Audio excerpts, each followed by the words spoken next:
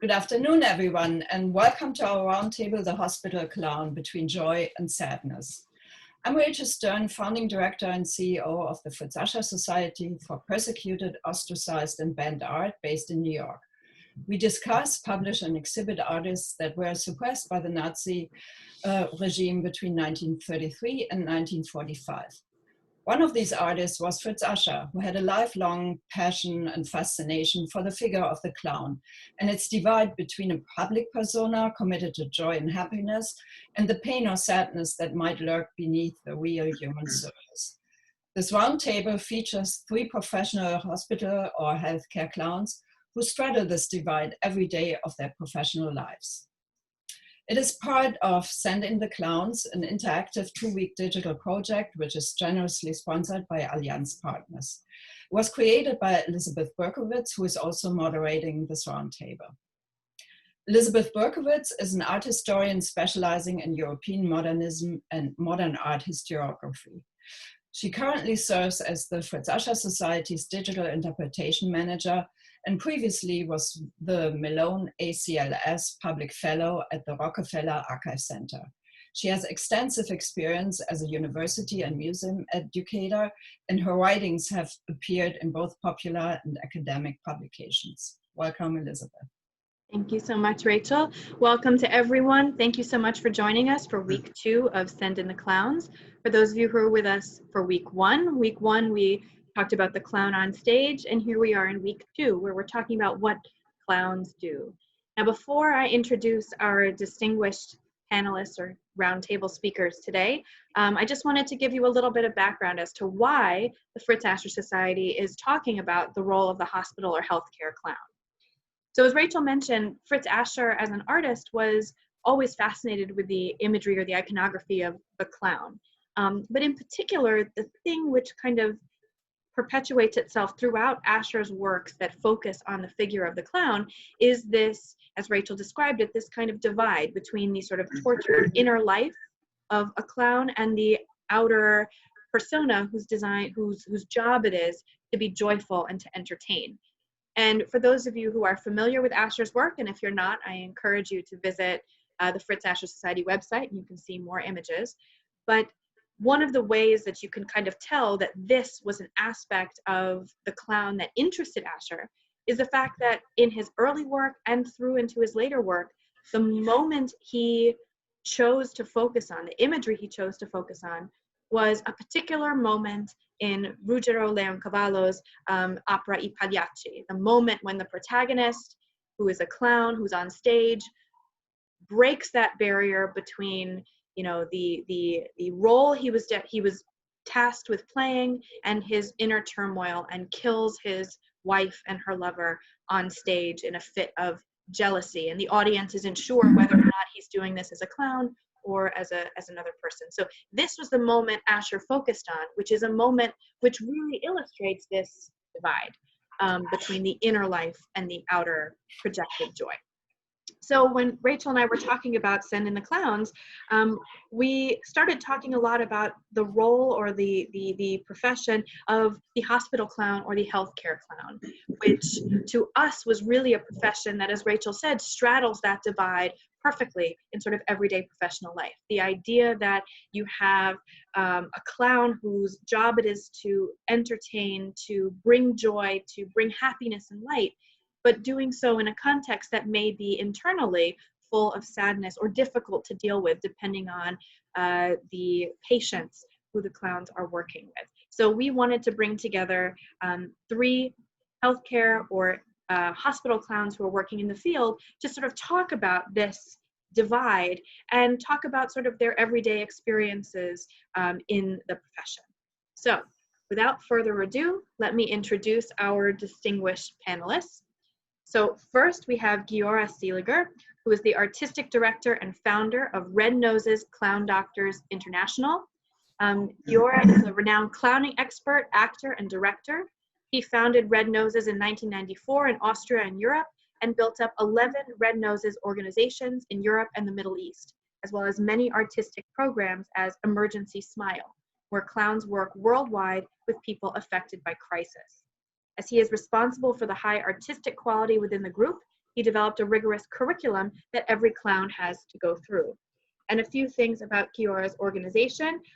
They work with partner organizations in over 10 countries, including Austria, Germany, Hungary, Czech Republic, Slovakia, Slovenia, Croatia, Poland, Lithuania, Palestine, and Jordan. They work with over 473 clowns. And what their work focuses on is the psychosocial well-being and of the patients and how that contributes to recovery and healing. Not only do they work with pediatric patients, but they work with a wide range of patients at all ages, and also work directly in crisis areas to counterbalance the effects of crisis trauma. Next, we have Harry Page, who also is known as Flash the Clown. Harry retired from Chrysler Corporation in 2001, and after moving with his wife to Tennessee, became connected with his development group called Volunteer Clowns. Harry joined this group and fell in love with clowning, particularly hospital clowning. And in 2016, Harry and his wife moved to Marco Island, Florida, where he has been since then clowning at Naples Community Hospital and the Golisano Children's Hospital. And finally, we have Ed Stephan, who is Dumbbell the Clown as his alter ego. And Ed is currently clowning at Golisano Children's Hospital in Fort Myers, Florida. And Ed and Harry often tag team together working with patients at Golisano. As Dumbbell, Ed entertains children, staff, and visitors. And Ed's work at Golisano Children's Hospital includes participating in special events held at the hospital and the offsite offices. So thank you to you three for joining us today, and I'm excited for the discussion that will shortly ensue. So what I want to do to sort of kick things off, because our audience is probably a diverse group coming from healthcare professions and also from art history, art world, and humanities. So I wanted to talk about first at the basic, what is a hospital clown or a healthcare clown? I guess when we go into the hospitals and like, the first thing you have to recognize is that you need to be welcomed into that room. So you have to, you don't just barge into a room all dressed up with a nose on and a hat or whatever your outfit is. You need to be welcomed into that room. But I look at it as an opportunity, the clown outfit, and when they see that, they know what you are, as opposed to being in street clothes and you wanted to come in the room. They think, well, who is this person? So it gives you an opportunity, invitation to go into that room and talk with them, which I think many times is the distraction that into their boring life in the hospital or their painful life. It's an invitation for you to be, break that boredom and be able to converse with them, which is, primarily, the best thing I think you can possibly do with kids and the like. Then magic comes into it, because then you can offer that distraction. But great. So basically, at the core of what all of you do is a healthcare or hospital clown is a clown who goes into the hospital rooms of patients. It's a clown who works specifically in the hospital. And Harry, as you're describing, there's sort of a special permission that allows you to kind of come in. By dressing up as a clown, by being a figure of joy with the costume, you can enter into a situation that might otherwise be perhaps fraught or emotionally difficult. You're a more welcomed presence to sort of bring joy and psychologically help. How do you guys feel about that assessment? I just to cap off what Harry said, I think hospital clown, I think we're very specific type of clown. Your general clown, depending on our rooms, when I did general hospitals where you would just go into rooms, we would go into waiting rooms where you can be just funny and it's like a different type of a setting. But like Harry said, when you're prepared to go into that room, you have to be accepted. And I think you got to be a special type of person to be able to do that. You have to look at each room's a different scenario. So you have to kind of go with the flow. You have to look at how the patient's reacting to you, how the parents react to you is huge. Because as soon as you come into that room, you look up and you get those eyes and, you can see right off the bat, well, this is going to be, easy, we can like slide right into this, or it's going to be difficult. So, okay, let me think what I can do real quick to get it started. And that's the part where I think it's really good to have two people. I said me and Harry go together a lot, and I think it makes it really a lot easier. And I think for the patients also, because where I come in, and if I'm like, you know, oops, what do I say to get this started? Harry can jump right in. The thing going. I would suggest that hospital clowning is the most difficult clowning. If you're on stage, you have to pick, you do your thing. But as Ed said, when you walk into a room, you do not know what you're going to experience or what, you know, kind of situation is there. It requires, it seems, a high degree of emotional intelligence to be able to really read the room, as you're saying, and sort of know, you know, who's in there. You don't know, and what's the dynamic, and how are they going to be feeling, and then how do you, as the clowns who are coming in to try to help the situation, how do you best do that? And are you welcome, and in what way? What would be welcome? So it is interesting to sort of think about that. I mean, you have a background as an actor. So in your mind, how do you contrast the work of a healthcare hospital clown to an actor who would be performing on stage either as a clown or in a different role? Well, Harry and Ed just mentioned it already. It's a completely different setting. We are not on a stage. On a stage, we are usually used to having a fourth wall, and we kind of pretend being in an aquarium where the spectator, the audience, is watching us. You know, in our drama, in our hopes, in whatsoever. Here we immediately. That's something which really defines the clowns. This fourth wall will kind of immediately crackle down. You know, the first thing a clown has to do, and it was mentioned as well by Harry and Ed, that they have to ask for permission, which means the first contact is to the audience, to nobody else. So the clown lives with his audience. To clown alone for yourself doesn't make sense in one way. It makes a lot of sense in another. But yes, you ask for permission, and you have to be ready. I think the clown is an artist of encounter. That's what he is. The hospital clown, especially. The hospital clown, especially, is the artist of the encounter, of this bridge which he offers to step on together, to find somewhere, maybe in the middle, maybe more to the left, maybe more to the right. But it's an active part for usually both of these two parts of us being actors, clowns, whatever, and this audience, which is always an integrated part. And secondly, also every moment the situation of a performance can transform into a catastrophe. Every moment there can be a machine which starts to beep, a nurse which has to run in because she forgot something very important.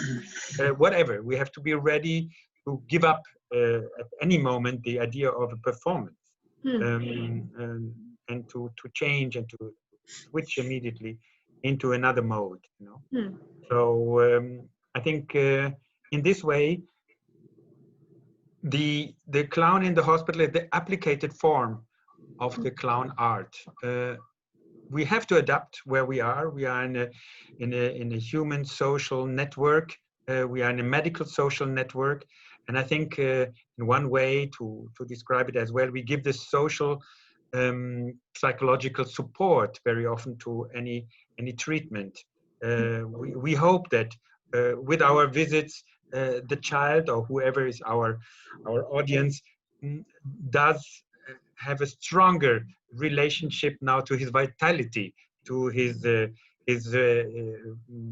possibilities to react on what happens to him or her. And so here we comfort very often the patient in his active part, you know, in his funny bones. And believe me, one thing, the child who's not able to laugh anymore is seriously sick. So there we have a problem. So as long as they laugh, as long as we find this moments, even though there might be a week, but they're still existing as long as the child is still there. It's really beautiful. I'm going to follow up on that in just a minute, but one thing that struck me, Giora, as you were talking about the role of sort of the audience kind of defining the interaction or allowing it or letting it happen. It's a very different dynamic. Those of you who were participating in our roundtable last week, talking about the clown on stage, one of the common threads was the idea that clown requires an audience, that connection, in order to have a successful performance.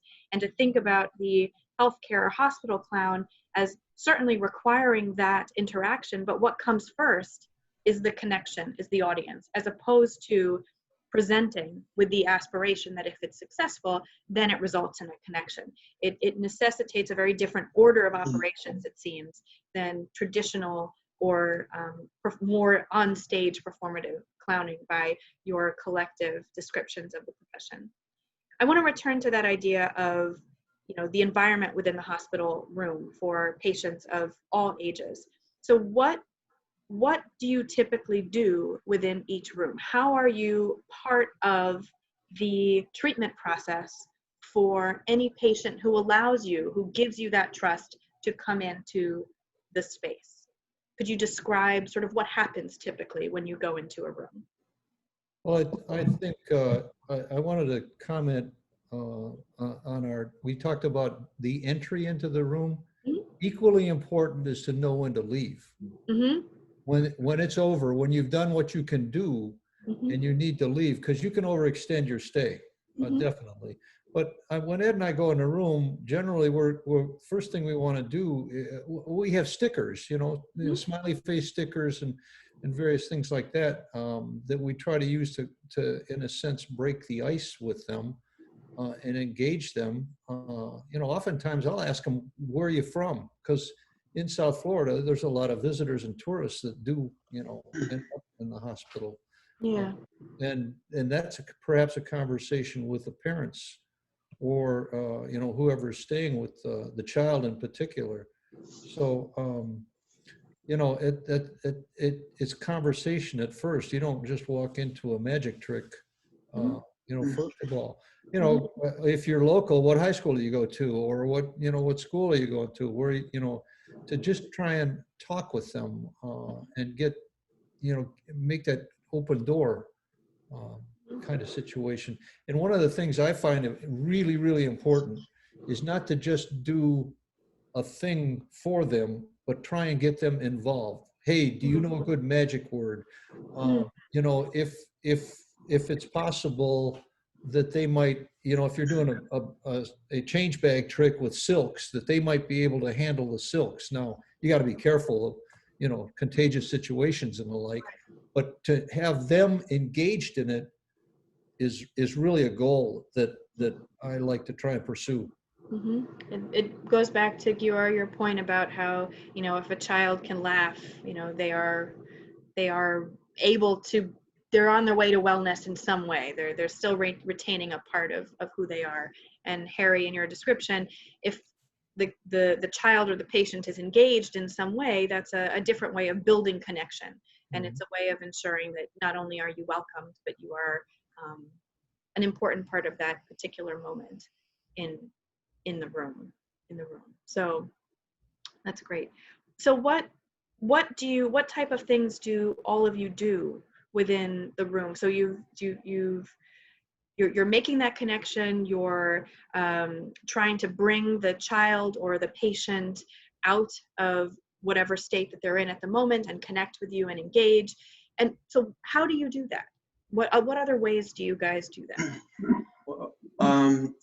For myself, just to extend what Harry was saying, once you're accepted and finding out the information is super important. And depending on the age, you know, you might find out that the younger child is interested in sports, you know, then you can go the sports route. I think I have a bag with almost everything I can think of to entertain a child now from going all this time. And I think, and my granddaughter calls it Pop-Up's bag of tricks. And I have it in the house, and she'll get in it sometime and go through and put a nose on or whatever. And it's really funny. But I think over time, I try to have everything in there. I taught myself to juggle, and I think that's an easy icebreaker, because who doesn't like to see somebody juggle? So, you know, it doesn't really matter who's in that room. Once you're accepted, I can just come in and start juggling just to get, you know, the parents and the children engaged right away. And then I can go from there. But I mean, we have like from magic to stickers I have in my bag, little cars for the kids. All sorts of activities. You can pull out, there's lots of things in the bag, but. Yeah. Now, how are you all integrated into medical treatment that is ongoing? I've heard stories about hospital clowns who are, if a child needs chemotherapy, then the hospital clown can help the child process what is going on or to just distract. So how often are you guys integrated into treatment, and in what way? Whoever wants to start. Go for it. Go for it. Okay. Well, as we are a big organization and with a lot of clowns, we have various programs. So just to hit your point is, yes, we do have programs where we particularly kind of prepare children to go to the gym, to the operation room, to the theater. So we are together with them before they go, together with the parents, and they have to wait. So we are together with them in these moments, to bring down anxiety, to bring down stress, and not only for the child, also for the parents. And so for the same, we are in moments of treatment or of tests where kids very often are very nervous, even without need, but they are just very nervous.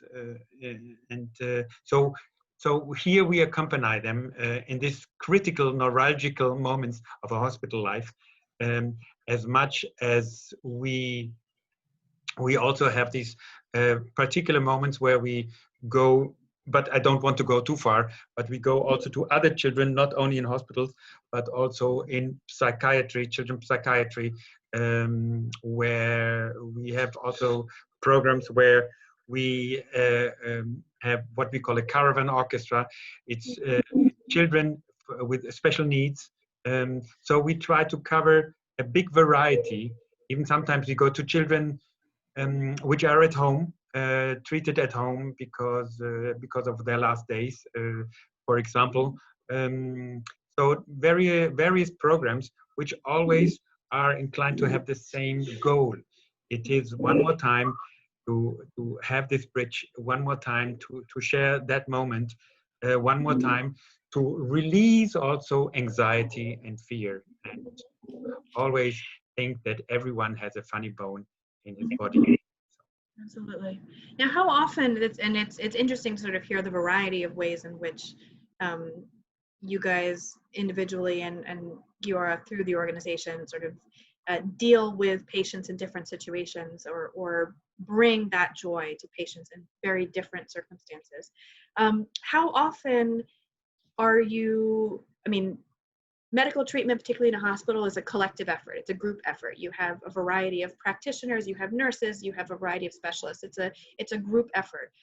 So how often are you guys specifically called upon to work with a specific child? Is that something that happens frequently, or do you go in and are, you know, it's anyone who's there is receiving your presence in some way? I think, well, oftentimes we do go to the head nurse or the nurse's station, and Ed checks the board in terms of what rooms are definitely we cannot enter because they have, you know, contagious situations or whatever. But oftentimes we'll have a nurse say, you ought to go into room, whatever the number is. I think they really would like to see you and would welcome you into that.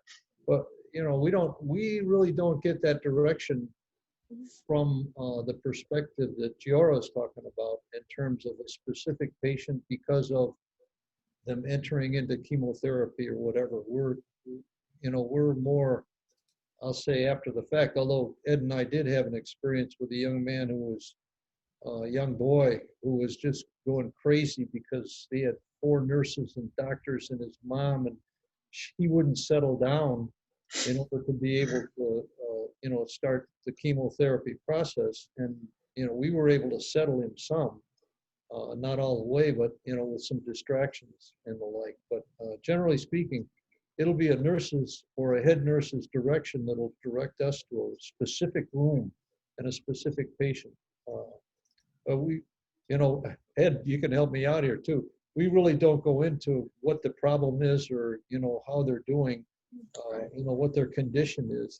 That we, in fact, are generally speaking told not to do that.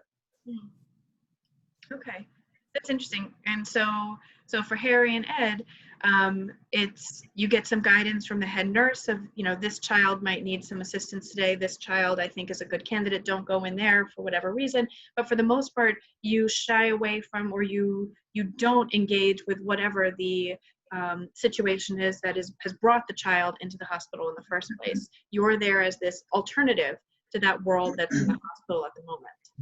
Would that be a fair assessment? I think so.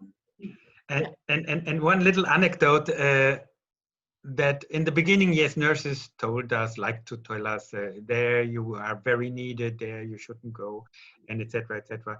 So we had a few, really, even many of these nurses after years, they decided not to do that anymore. They know that they said, you know better very often where to go and where not to go. You can feel it if you are not desired, and kids are allowed to express it, for sure. They are allowed to express that. So by now we have hardly any restrictions besides maybe for some hygiene reasons.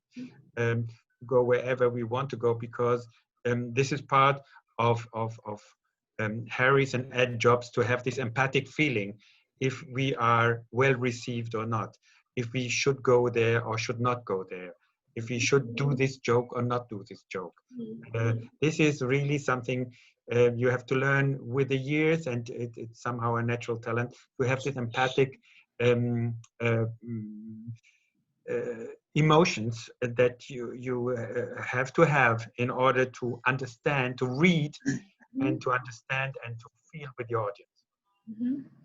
Yeah, that's along those lines. What's very interesting is how do you learn how to have that empathy, to have that sort of emotional intelligence, to be able to read the room and to kind of act on your own instinct. And I know, Giora, you train, your organization, you do train healthcare clowns, is that correct? You have a curriculum that they follow. So in your organization, what are some of the techniques that you use to teach someone how to have this emotional intelligence and this intuition? And then Harry and Ed, as you guys were learning, I'd also love to hear, how were you taught how to become a successful and effective hospital clown? So I'll start with Giora and then I'll weigh in. Okay. Well, I didn't start, and nobody started as a hospital clown. We all have been in various parts of artist professions. Some of us has been musicians, others were working on the streets, others are actors, very few are none of these things. So we learned from the beginning just also to understand what a clown is. What does it mean? It's me and it's not me, which is true for every actor, by the way. So this duality, and so to the way then from the normal clown to the hospital clown is really that you share the big world, or that you bring the big world into the small world of the hospital room. And in these moments, you have to be very close to your audience. And this is what you have to learn, is to, one more time, to stop any kind of your little fantasies if they are not welcomed, you know. So what we learn is really very often very classical things about clowning, about sharing, like the way Ed and Harry are doing. We are always nearly always couples. So there you bring this universe of White Clown and August, of number one, number two, of having maybe a conflict to the jubilee of the little patients. You know, they can just watch. They are not involved immediately, which is good very often, especially for children to come in bit by bit. So that's what we are teaching. We are teaching the relationship between two clowns. We are teaching the relationship in general of a clown to an audience. We are teaching the relationship to yourself, being on stage, showing your funny parts, showing what you usually sometimes at least like to hide, but which is so human, which is so contagious to share, that you should share it. You know, this is your recompensation, because you will get a lot of sympathy. So then we also sorry, teach for sure the classical things, you know, if it's magic, if it's puppeteering, if it's everything you can use. But lots of these things people bring automatically with them already, because we usually hire already kind of stage artists, but not everyone. We have these wonderful exceptions which with their big hearts, and they are very talented and very gifted. And so we all know you don't need to visit an artist school to be an artist. So you can have that. And that tracks as well with Harry and Ed. Both of you had and have other careers, and then came to this not from a professional performing background. So you had to learn in a very different way. You brought the big heart and the desire rather than the performing skills, so to speak. I think I've learned so much from Harry. You know, I'm relatively new at this. I've only been doing this for 4 years, and he's been a great partner for me. Made me really feel at ease when I go into a room, which helped me tremendously since I'd started. But my background in my career, I've been in law enforcement my whole life and security field, where you have to learn to read people. And I think that helps me a lot when I go into a room also, just by what they're doing physically with their hands, how they feel, or they stand offish, where they put their hands across and they kind of get that alerted feeling. So that kind of helps me, has helped me a lot too. I'll often, like in a waiting room, you know, there's a lot of stress in the waiting room when they're waiting for surgeries and all that. And I'll often look for a smile, and I'll tell them I gravitate to smiles because I'm a clown. I'll gravitate. So, you know, I think it's part of a learning experience, a trial and error kind of thing. Many times, if there's a mom or dad in the room and it's a little one, you know, not a teenager, oh, look, there's a clown, come on in, kind of, you get welcomed like that. And, you know, but like Ed said, you learn to read people. You know, sometimes we'll stay in a room for 20 minutes and other times 5 minutes, because you can tell they're not engaged or they're not feeling that well, and we're just not coming across, kind of thing. So it's a trial and error kind of experience, kind of situation. Yeah. Just from what Harry said, just my first, real quick, I'm sorry, my first experience going into the hospital and going into the cancer treatment, I went by myself, and I went in, and it was a teenager. It was she was 13, getting her chemo, and I looked at the nurse, and I kind of like looked, and I was ready to walk out of the room, and she actually waved me on and encouraged me and said, "No, please go in there, go in there." So I was a little panicked, like, oh, what do I do? Like, and I kind of it forced me to start the relationship with her and entertain. And I had like one of the best conversations with her. I was probably in there for a half hour. That was my very first experience in the hospital at Golisano, and I'll never forget that conversation I had. learned so much just from that half hour. That's beautiful. And it actually leads very nicely into what my next question is going to be. And it's piggybacking off a question that also came in through the webinar chat function. So the idea of, you know, why we are doing this panel today, that the idea of dealing with as a hospital or medical clown or healthcare clown, dealing with your own emotions and your own reactions and your own sort of, you know, emotional state of encountering children or other patients in difficult situations, but yet having to bring joy. So my question is, what techniques do you guys use to sort of deal with that duality? How do you guys cope with the, you know, any feelings of sadness you might have at the situation that you encounter in the room versus what your job is, what you're there to do? How do you overcome that sort of inner human reaction to whatever you may see in the rooms?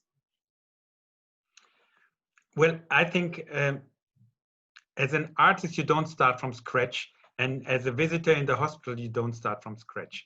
There is something every employee of the hospital has learned and has to know, that you can be empathic with your patients, but you cannot be to feel too sorrow for them, to feel too much of pity, of mercy, of, if not, you cannot continue your job.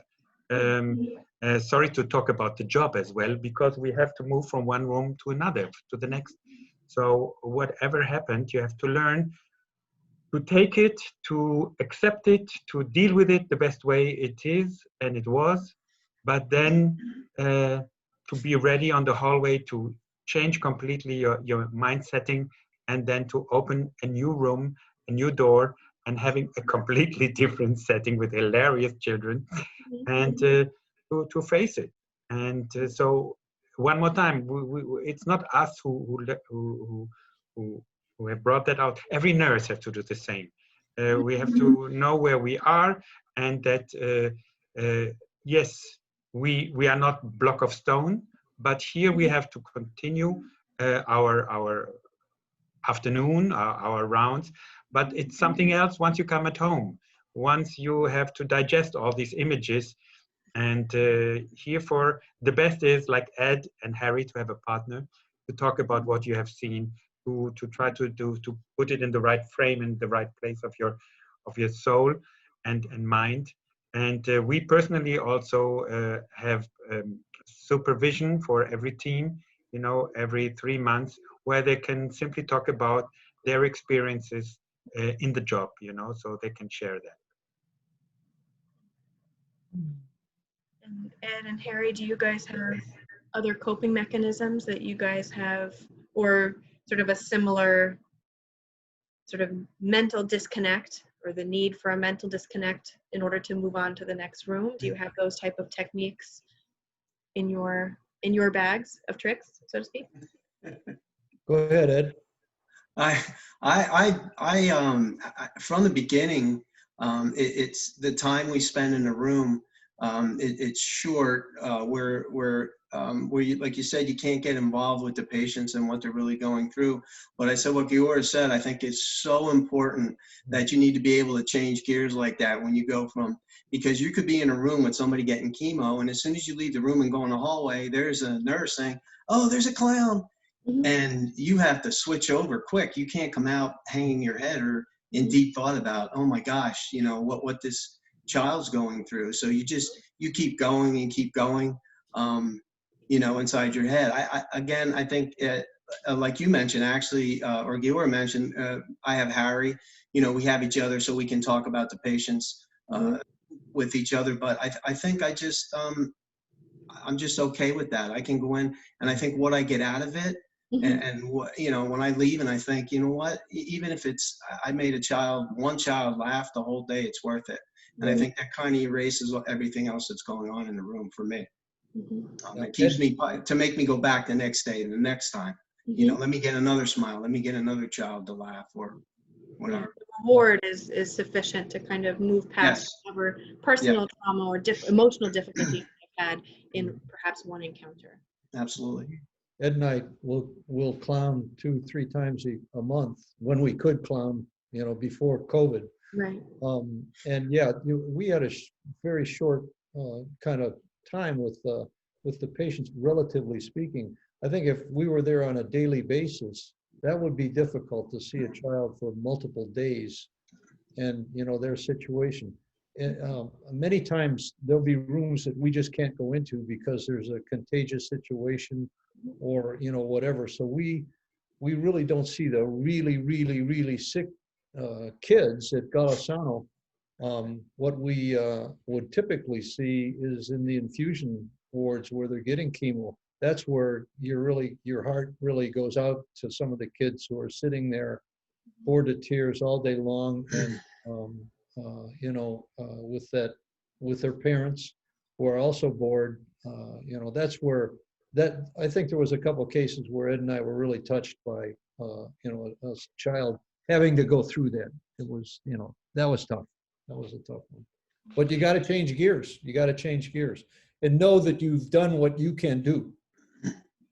And I think the clown, one trait they have all in common, we all have in common, is we are condemned to be optimistic somehow. We are we believe in the light. We believe and we hope always that light is coming, and we are usually very close to it. And then sometimes it moves away, like the horizon. But that's what we I think all share and have in common, to want to transmit this optimism, to want to transmit this even in the fatalism sometimes there is hope, even there when we are the kind of weak and you mentioned it also, the sad clown and etc. But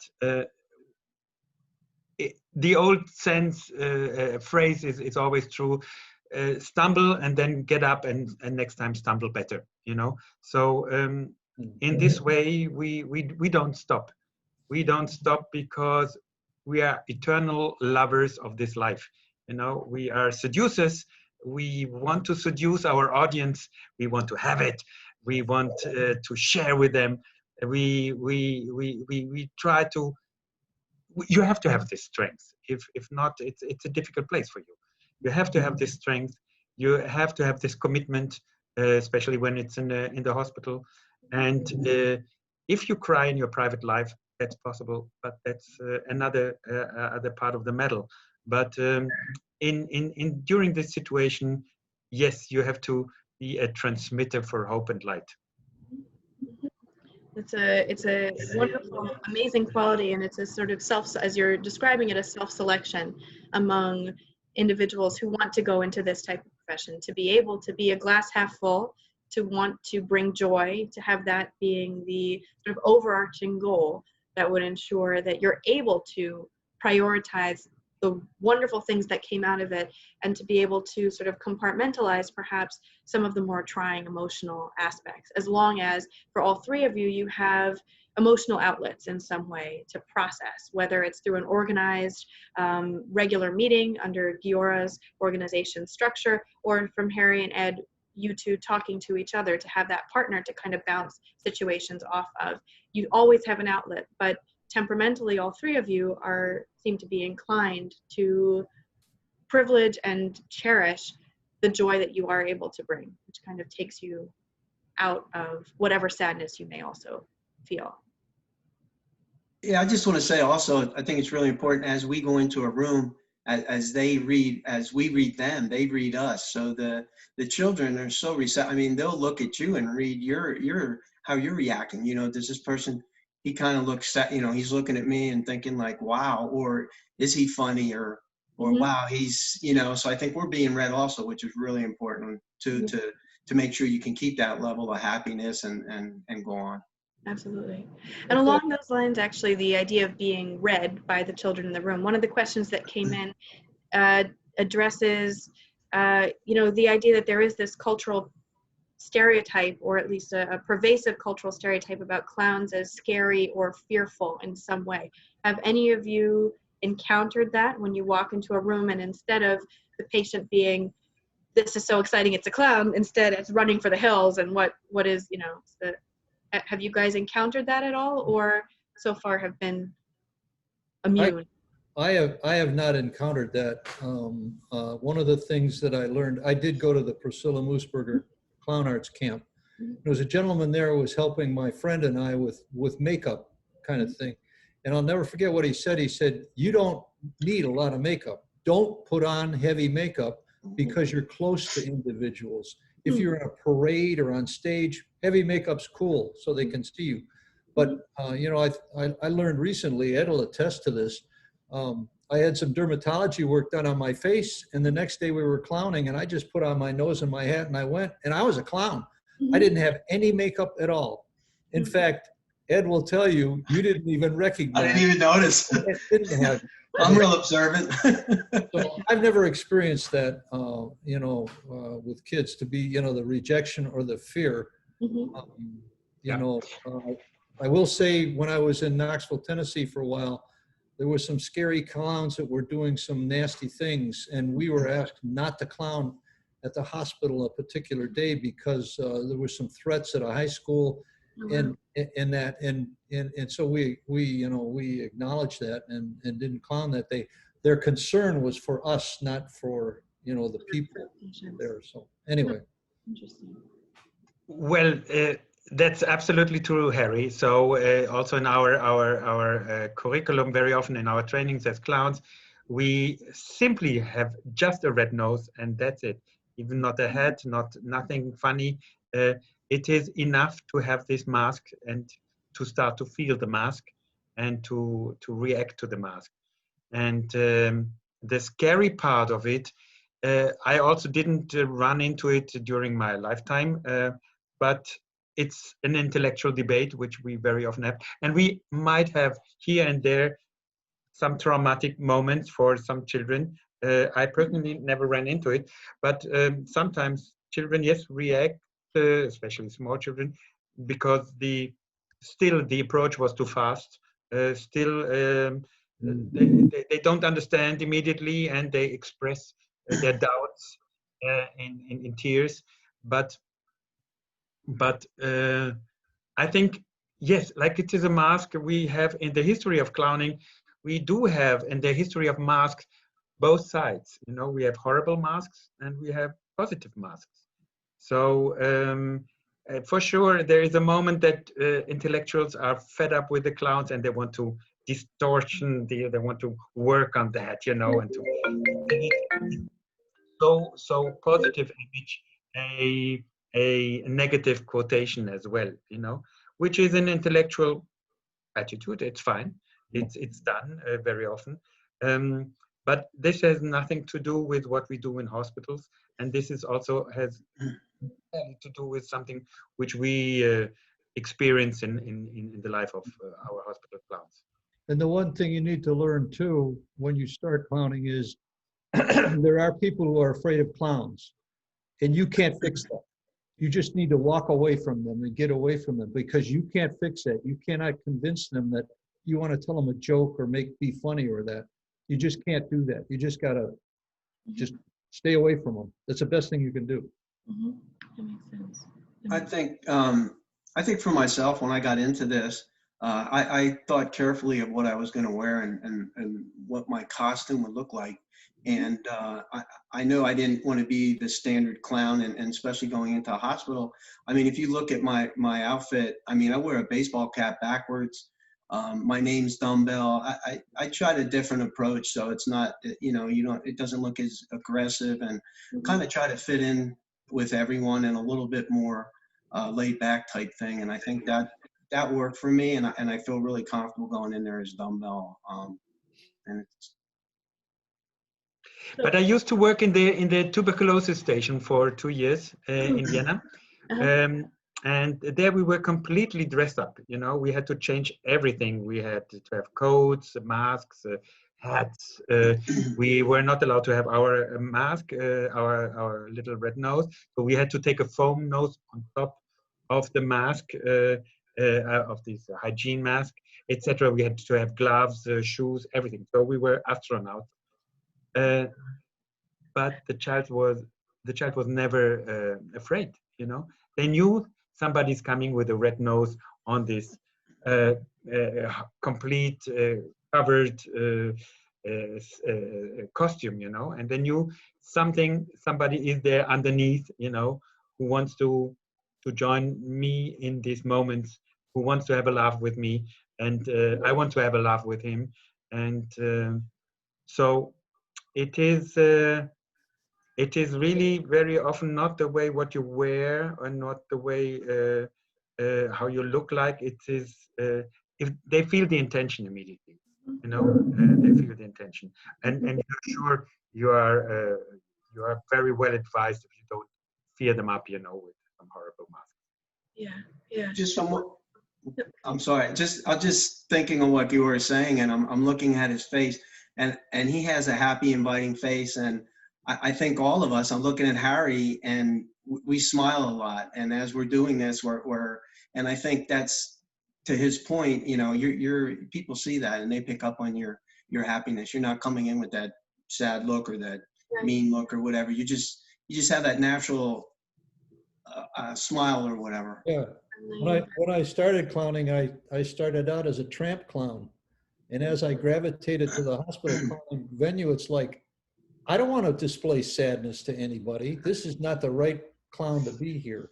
So I quickly changed my persona, so to speak. And the tramp clown is a sad clown. And they don't need any more sadness.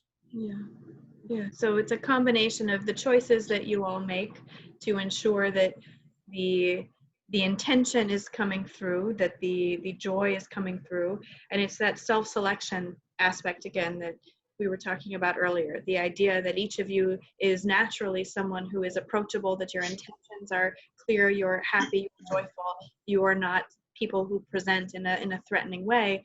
So that's what is sensed by the patients, the children who you encounter in the hospital, that there isn't that fear, because regardless of whether or not you look different than you would on the street in everyday life, it's who you are as people and your intentions kind of shine through to make the costume, whatever costume you all choose to wear at that time, something that is a happy one, something that is joyful, that is funny, that reads in that way, instead of as something that in the exaggeration is threatening or sad or otherwise something to avoid in some way. So very briefly, before we have a few more minutes left, and we do have a good amount of questions, so I want to turn to those.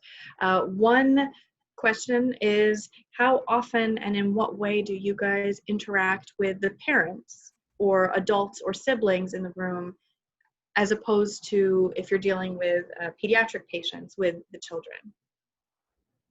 And can you describe that relationship that you build with the parents or need to build with, say, the adults or caregivers?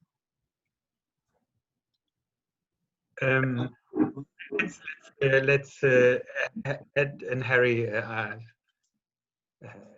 answer first, because they have this experience every day, you know, of meeting. You cannot avoid it, and you won't avoid it. You won't split up your audience into the sick ones or the children and into the parents. I think everyone who is not at 3 jump up the trees will meet the clown, you know, and you can't avoid it. The clown is there for everyone.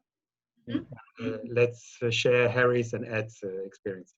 Well, I think talking with the parents is just as important as the child when it comes to Golisano, and in engaging them.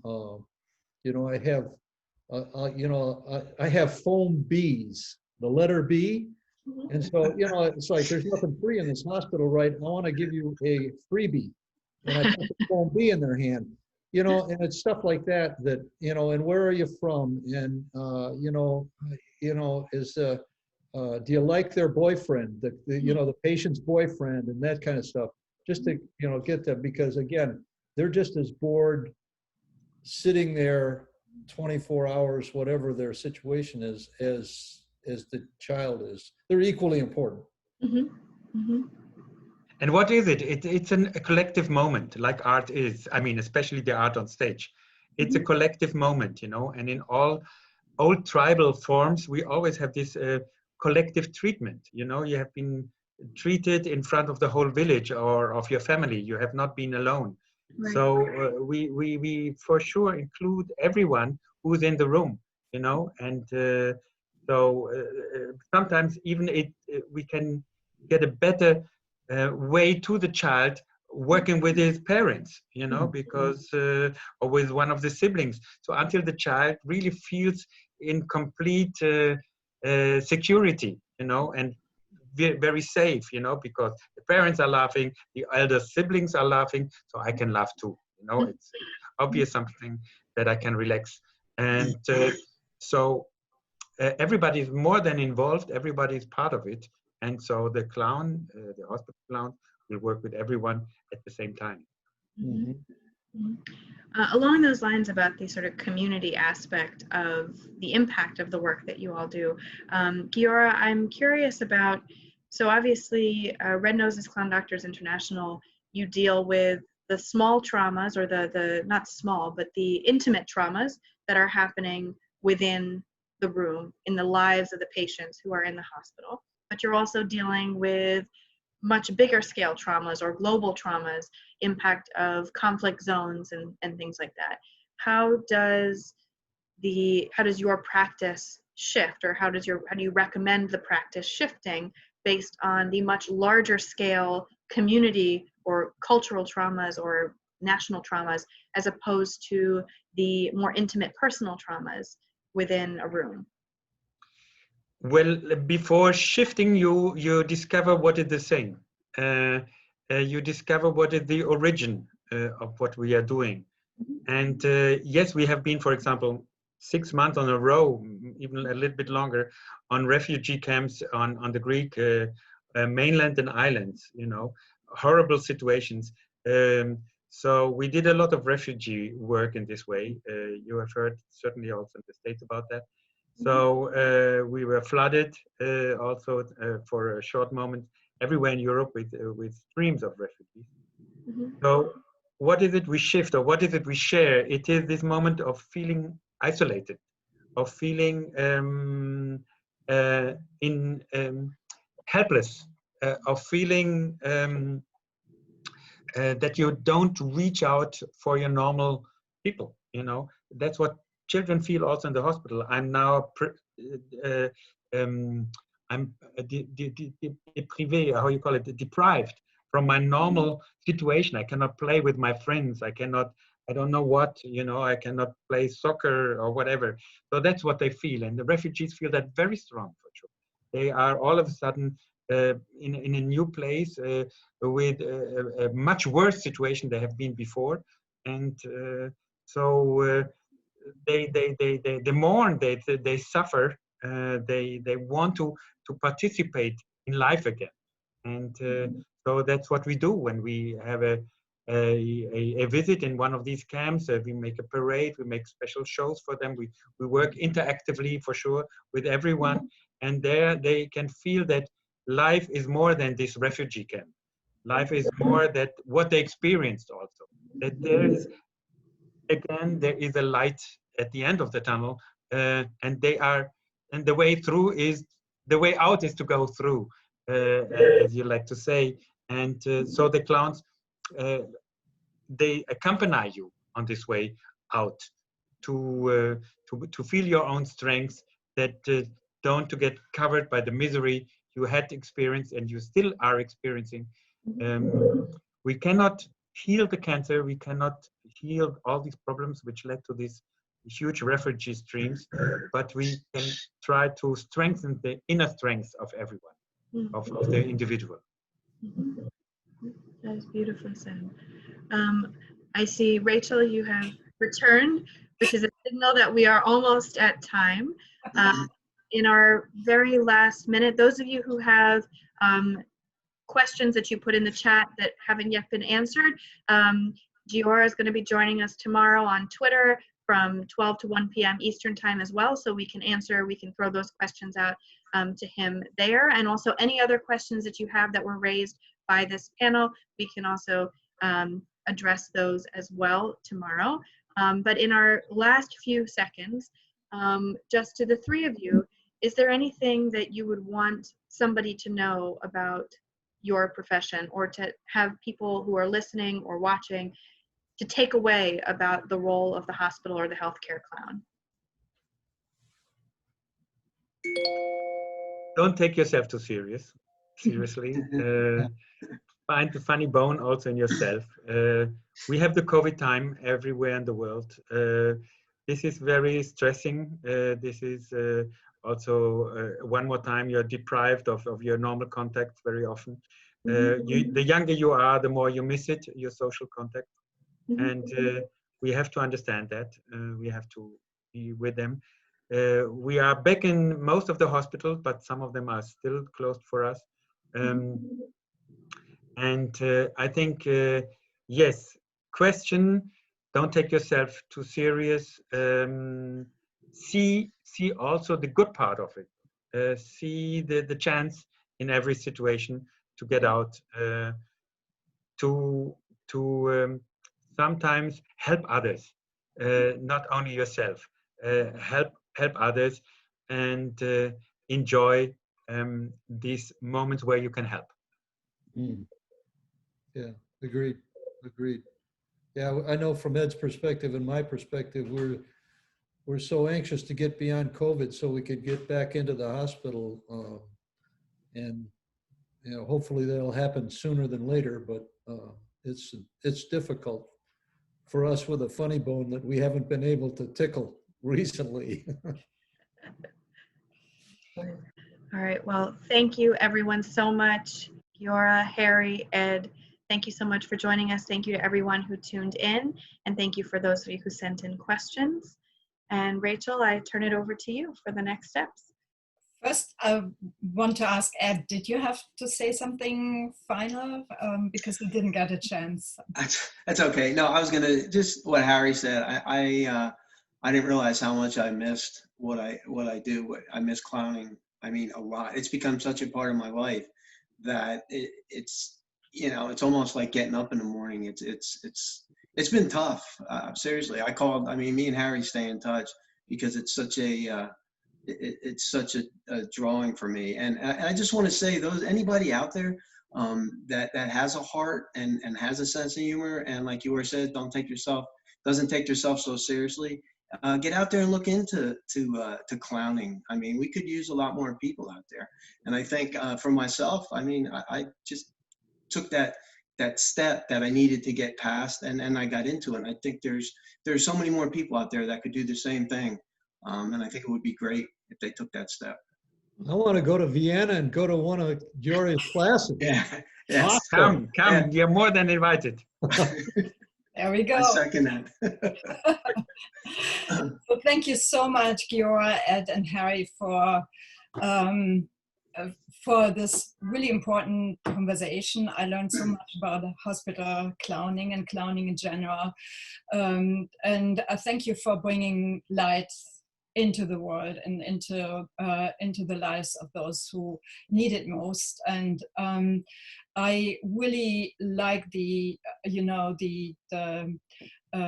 way it was discussed as connecting to vitality, because the smiles, the laughters, the light connects us to our vitality. And I think what you do, these patients and everybody who you get together with, is not only benefiting from, in the moment when you do your performance and when you have your encounter, but I think it resonates much long after, and I think that's an incredible gift that you give to the world. Thank you so much. We taped this, we recorded this conversation, and it will be available on our website and on YouTube. And I can't wait for tomorrow for Giora's answers to all our questions. And I wish you all well. Stay healthy and stay in touch, and be well. All the best. Thank you. Thank you. All the best to you, and Harry and Nice to Ed, meet you guys. rock that Florida. Yes. Hey, but Giora, if you come to Florida, you have a definite disadvantage because you got to be a bald person. Ah, uh-oh, uh-oh, uh-oh. I'm so proud of it. So, okay, well, all right. Bye. Thank you. Thank you. Bye. Thank you all. Bye-bye. Bye now.